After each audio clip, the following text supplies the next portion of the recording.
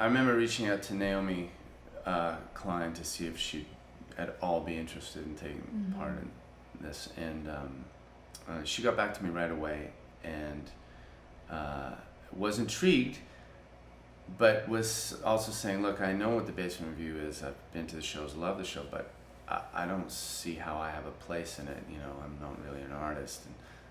And I explained to her that storytelling has become a really big thing of what we do, and it's one of my favorite elements of the show now.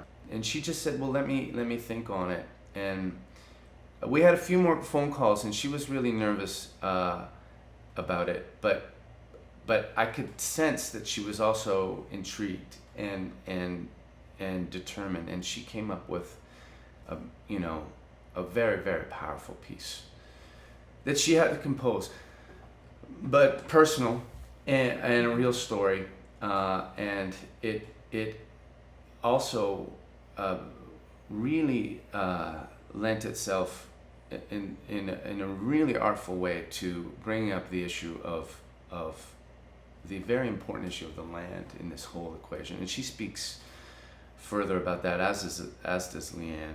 Well, and she's so controlled as she tells the story. Yeah. I mean, it's amazing to see the Opera House, 750 plus capacity.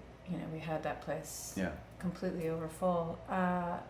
You could have heard a pin drop through that entire performance. And then Chris Dirkson's contribution to it as well, just completely, I think, pulled the entire experience together in this beautiful way. And then, the Globe and Mail published the piece a week later. So it had this reach. I mean, part of the reason we're so excited about doing this now is that night was so powerful, and we want to see that work continue on, and for other people to see it. And Naomi understood that immediately, and made sure that this piece that she was writing for this ephemeral moment, that she was going to be reading on stage, could be read by the entire country, the following weekend. Yeah.